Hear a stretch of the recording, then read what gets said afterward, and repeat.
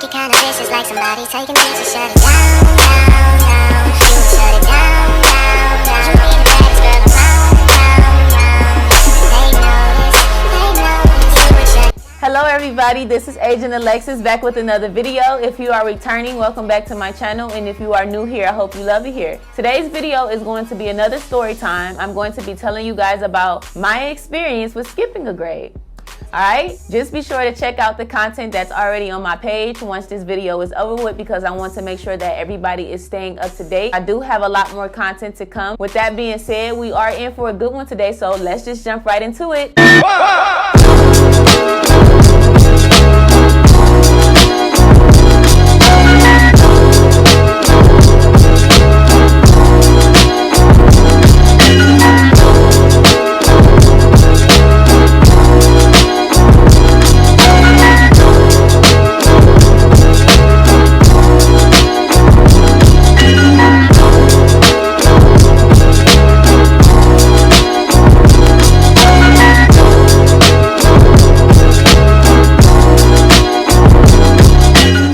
So, as some of you may know already, I had the pleasure of being able to skip the 7th grade and go straight to the 8th grade, and this was back in 2011 when I was 12 years old. As a little girl, I always knew I was different. I was very attentive, I was very curious, and I was very observant. I paid attention to almost everything. I had a very sharp eye. I was very fascinated with learning new things. I was just always trying to piece things together and make sense of the world around me. I was also very composed as a child, very mature for my age, and I always felt a lot older than what I was. I just knew that it was something that set me apart from my peers. I was a very good student. I always did my work. I always showed up for school. And because of that, people will call me the teacher's pet, because I will always get rewarded for certain things. But it came to a point where those things were no longer good enough for me. I needed more. And that was simply because I started to feel like I was outgrowing the space that I was in. From time to time, my teachers would comment on my attitude. This was a progress report from when I was in 5th grade. My teacher wrote in the comment section, "Alexis is showing very good progress. She does show her temper at times." And this is when I spent the very first quarter in 7th grade. My teacher wrote, "Alexis is a hardworking student. She occasionally has a poor attitude." And you know, it wasn't an attitude where I was being disrespectful or I was being nasty and rude to my classmates or anything like that. It was more so an attitude that rooted from boredom and disinterest, because I was catching on to things so quickly to the point where I felt like I was restricted in a way, like I couldn't progress forward. So it just took a toll on my overall mood. It was the repetition of it all that I didn't really like. I had to move at everyone else's pace, and it's like being stuck in traffic for hours or being forced to watch the same movie every single morning. Eventually that's going to irritate you. That is what was happening to me, and that didn't necessarily make me a bad student. I just didn't like the feeling of being stuck. I didn't like the feeling of not being able to move on and expand to the next phase, and I definitely didn't like having to repeat the same lessons that I already understood. I was passing all of my classes, I was getting good grades, and it just led to boredom. I just didn't like the feeling of being held back, and because of that, I feel like my attitude was justified in a way. I was simply just a young girl who knew what she wanted, and that was to simply move on to the next subject. But I couldn't do that because I was a part of a class, and it wasn't just about me. The teacher had to make sure that everybody else was on the same accord, so a lot of the times I was just playing the waiting game. For example, I'm not sure if y'all teachers did this with y'all, but for math, for example, my teachers would give us timed tests. That's what they would call them. So that's when we had to answer as many questions as we could in a certain amount of time. A lot of the times I would be the very first student to complete that timed test, and I would just be waiting on everybody else to finish their test. So it was a lot of that occurring, just me feeling like I was ahead of my peers. As I mentioned in my very first video, I'm the type of person that hates stagnancy. I hate feeling like my growth is being stunted in any type of way, and eventually my teachers started to realize that too, and that's when they recommended to my parents that I advance to the next grade. And they also based this on my maturity level and my test scores. Here is a scholarship recommendation application that my principal filled out for me when I was ending my 8th grade year. At the bottom it says, please indicate why you believe the student has the native ability to successfully complete his or her academic or training choice. And she wrote, Alexis does extremely well in her academic pursuit, so much so that we have skipped her to the 8th grade. And on the back here is just her signature and then the dates of the application. Here is another recommendation letter that was filled out by my 6th grade teacher. At the bottom she wrote, I believe Alexis has the ability to successfully complete her academic choice because she is self-motivated and determined. And on the back it asks to indicate any other thoughts, opinions, or facts that they believe will be useful to the selection committee. And she wrote, Alexis skipped 7th grade because of her high test scores, intelligence, and maturity. She also signed her name and put the date. And you know, it's interesting because these talks actually started when I was in the 2nd grade. I was performing at a 4th grade level, so they recommended to my parents that I skip 2 grades. And this was back in 07, 06, 07. Around that time, I was 7, 8 years old. That's when they started to notice. So, you know, when they recommended that I skip 2 grades, my parents told them no, because for one, they felt like I was too young. For two, they didn't want me and my big sister to end up in the same grade that next school year. Because when I was in 2nd grade, she was in 4th grade. So that next school year, if I would have skipped 3rd and 4th, we both would have ended up in 5th grade at the same time. So they didn't really want that. And I understand that. So they told them no. The opportunity eventually presented itself again after I spent 1 quarter in the 7th grade. And it's funny because by then I was at a completely different school. I transferred from a charter elementary school to a Catholic elementary school, which means the grading scale is tougher. A tougher grading scales just simply means it's harder to make an A. That didn't really make a difference for me because I was still performing well in majority of my classes. So at the parent-teacher conference, they sat down with my parents and they told them, like, I feel like she needs more of a challenge. Her attitude is, I wouldn't say bad. I was just bored. I don't what better word can I use to describe my mood. Like, I was just over it. I was over it. Like, I was over the repetition. I was over hearing the same thing. I was over just things just feeling too easy for me. I was just like mentally checked out a lot of the time. I don't really know how to describe it, but that's when they sat down with my parents, and it was completely up to me to make that decision. They gave me the option to test it out, to do a test trial of the 8th grade class first. So with that, I would sit in the class for, I believe it was a week, if I'm not mistaken, and I would spend every day, all day with them and the teacher, and she would give us an end of the week quiz, and I would take the quiz, see how I liked it, and then base my decision on that, and whether or not I felt like I can handle the workload, the new workload that I will be receiving. So that's what I did, and I felt like I could handle it, so I decided to go ahead and make that decision. And it's just, you know, crazy how I transferred to a whole new school and they were saying the exact same thing that my very first school was saying about me. The fact that they noticed the same thing, it just really spoke volumes about my performance level and how advanced I was. And that to me was like my destiny calling me once again. And this time around, actually seeing if I was ready to take that leap. So I decided to do it, and it was a very risky decision to make because I could have decided to skip to the next grade and failed all of my classes and ended up back where I came from. So it was a risky decision for me to make. Again, I was 12 years old, but by that age, I was so over it that I would do anything to make school more interesting for me. Don't get me wrong, I love school. As you see in this image here, this was like a little folder that we made when I was in 2nd grade. All over it, I wrote, I love school because Mrs. Johnson is so nice. I love school. School is the funnest thing to me. Like, I really did love school. I really did. And I still say that to this day. So it wasn't the fact that I didn't want to be there. I just wanted to learn more. So once I decided to finally make that decision to skip, me and my teacher had a very difficult relationship. And I wasn't really expecting that, because that first week that I sat in that class, she was so nice to not only me, but to everyone. She was on her best behavior. And then I would say a couple of weeks up to a month down the line, she completely flipped. She was just very rough around the edges. She was very aggressive. She was very mean. It would be times where she would have episodes and she would just explode on the entire class and just say the most rudest things. You know, I was always the type of student who participated in class a lot, and I participated a lot more than the other students did because they didn't really vibe with her. She didn't really explain things in a thorough way to where people could understand. So because of that, they didn't participate as much as I did. And part of me feels like she started to believe I was a distraction.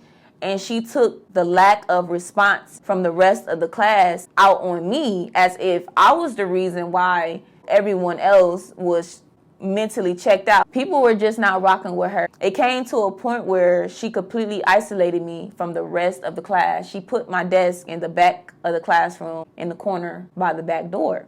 And part of me doesn't want to feel like she was being malicious towards me, but part of me feels like that's what she was doing. It came to a point where I eventually started speaking up. I eventually started defending myself, mostly because I didn't like her approach at all. So to finally get the opportunity to challenge myself more, just to end up with that type of teacher, it was just like, okay, God is testing me.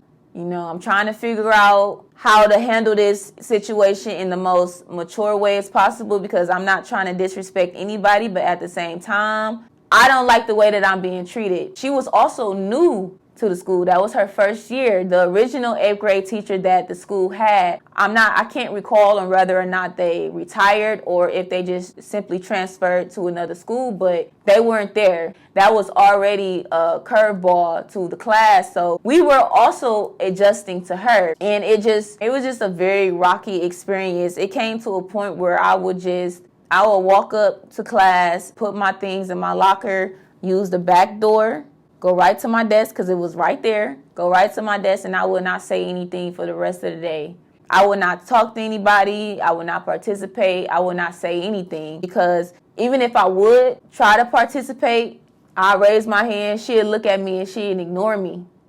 She'd ignore me. So it's just like there would be times I would completely shut down. It was kind of like she robbed me of my experience. I was not a bad student. And I did not have a disrespectful type of attitude. I was very well composed and very mature. It just really became too much. And there was a day that she even decided to throw a book at me. I went up to her desk, don't really remember what I was asking her, but she did not respond in a very polite way. And I just, shrugged it off, and I turned around and she threw a book at me. I kid y'all not, I ran down to the office. I told them what she did, and they just looked at me. Just looked at me with a blank stare and was just like, okay, well, you can return to class now. And I was just like, this cannot be real. This cannot be real. I spent my entire 8th grade year in the back of the classroom. So y'all know when Beyonce in her song Move, she was like, who this girl in the back of the room? Felt that with my entire being, because I was that girl in the back of the classroom. And if you see, my Instagram name is STFUpAlexis. That's where that comes from. Just me feeling shut out, me feeling silenced most of the times, me feeling like I can't really spread my wings and open up because I have so many restraints on me, and I'm being forced to dim my light. I'm being forced to not say anything, and literally my back is against the wall and I'm forced into a corner, and I can't really be my true self because of people trying to make me less than what I am. There's times that I go back into my shell and I prefer to be in my solitude because sometimes I feel like people don't get it, and as I sit here and I reflect on my upbringing academically, I always remember feeling misunderstood.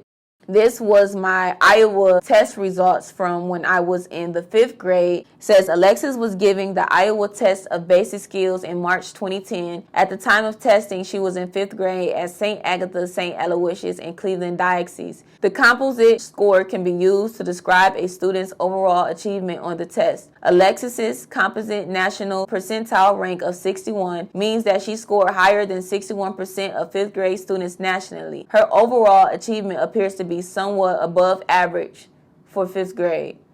How are Alexis's achievement scores compared to her cognitive ability scores? Alexis's actual achievement is significantly higher than predicted in 3 test areas: spelling, punctuation, and usage and expression. Hey y'all, I'm on YouTube, doing my thing, doing what I've been destined to do, right? It's written in stone already. I'm showing y'all. Also says Alexis's actual achievement is lower than predicted in 1 test area. This is science. I hate science. I'm not going to say I hate science. Hate is a strong word. I dislike science. Science was my least favorite subject. Here are my OGT test results. Y'all see, this was on my first try. Science is not my strong suit, but I know just enough. 400 is what you needed to pass, and I was able to get that and not have to take it again. So, snap, snap, snap. I'll take that because, I didn't really rock with science. I was more of a math girl. Math has always been my favorite subject, and it's just funny because math is a lot of people's least favorite subject. A lot of people do not like math at all. I'm the complete opposite. I love me some numbers, man. That just goes to show that we all have our weak areas. And that's okay because you know how they say when you lose one of your 5 senses, the other 4 gets a lot stronger. It's the same thing with subjects in school. Like, there may be those 1 or 2 subjects that you don't really like, but you dog the rest of them. So that's how it was for me. Science, I couldn't really get with science, but the other subjects I did pretty good in. And because of my experiences with school, I have become a very patient person now, and that just comes from a place of acceptance. Just accepting that I am ahead of my time, and because of that, I can be a very nonchalant person. It's like, what can I really do? I can't help the fact that I was born with a higher IQ. I can't help the fact that it's in my veins. I was born with a gift. God really blessed me. There's nothing I can do about that but just accept it and move accordingly. So, and even though my teacher gave me a hard time, I still end up graduating with the highest GPA. Crazy. It was crazy. And, that was very badass of me. I would say it was very like, all right, girl. Because it's like, how I walk up in here and take the number 1 spot from the back of the classroom.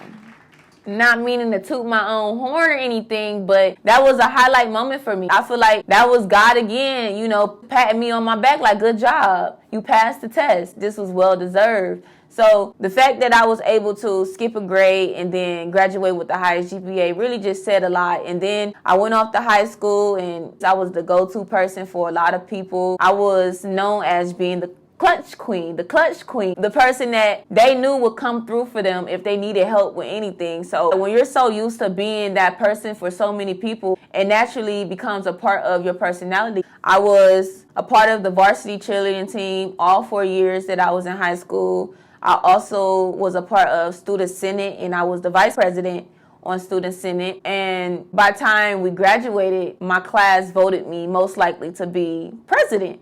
Most likely to be the president. And that's actually, it's funny. It's actually really funny because it's no cap in that. Y'all know I gets busy in them books. You may hear a lot of people say they the chosen one, but me, I actually have a valid reason to feel like that. And I have just embraced the fact that I can be an outcast from time to time. And that's okay because I love my individuality. I love being my own person. I love being in my own lane. Like, it's so uniquely me. Like, I just, in a whole vibe, like just a work of art for real. And it's like, all right, I can do this. I can really get with this. Like, it's okay. I'm not mad at it at all. I just really just submerge in it at this point. I really do. I submerge in it. I rep my little clovers. I rep as much as I can, okay? I ain't mad at it at all. It's cool. And I really feel like, you know, as far as my teacher's behavior towards me, she really made me keep an eye out for people who love you one day, hate you the next, who will praise you one day and then talk down on you the next, because she would have moments where she would put me on the spot and she'd be like, you know, you guys need to start being more like Alexis, and you guys need to do this like Alexis, and da da da da da. Like, she would put me on the spot like that, and then tomorrow is going to be a completely different story. They love you because you are talented, but those same talents could be the reason why they don't like you. It's weird, but that's just how people are. So because of that, I am very protective over myself, very protective over myself. Like, I would walk in the other direction so quick. I would separate myself so quick. That's because of the disrespect that I experienced. So it has definitely impacted me. It has definitely affected me in a way. Things are different for me now because I am building my own platform where I can openly express myself and have things my way. I don't really have to wait around on anybody to meet me where I'm at. I can just do as I please, because that's all I ever wanted to do, is to just be great and expand and do bigger things. This video is just a message out to all parents out there. Pay attention to your child. You may often come across a child and say to yourself, like, that child has been here before. I think, you know, they've been here before, because they act like they know things. Like, how are you 2 years old and you know this? And it's because, I ain't gonna get too deep. I don't want to get too deep, but that child knows some things. So I really feel like as adults, when you start to have kids, if your child is displaying gifts of any kind, pay attention to it and nurture that gift, because that child is 9 times out of 10 going to grow up feeling isolated and misunderstood a lot. Always make sure that your child is comfortable. Make sure that you're very supportive of their thoughts and their ideas, and trust them, if anything. I'm very thankful that my mom decided to keep all of these documents and all of this paperwork, because I really feel like this is a good thing to look back on. That's all I have for y'all today. If you stayed the entire time, as I always say, I really do appreciate you and your support. I will keep you guys posted on when my next release will be. I'm still trying to figure out how I want to maneuver within these next couple of weeks. So be sure to check my page, my Instagram page, or my channel for updates, because I will be back for more. I hope you guys can join me again, but until then, I'll see you guys next time. Who this girl in the back of the room? I graduated May 30th, 2012, and that was also the day my niece was born. 5 years later, I was blessed with my very first niece. I love my Autumn. So yeah, look at the camera. Say hi, everybody. Hi, everybody. My name is Autumn. My name's Autumn. When's your birthday? May 30. May 30. Yeah. Tell them how old you are. Look. 5. 5. Yeah. High five. Yay! Fist bump. You done? No, we almost finished. We almost finished. Yeah. What else you got to tell the people? Who channel is this? TT Butt. TT Butt. Is Yeah. my channel? Yeah. Oh, thank you. You're welcome.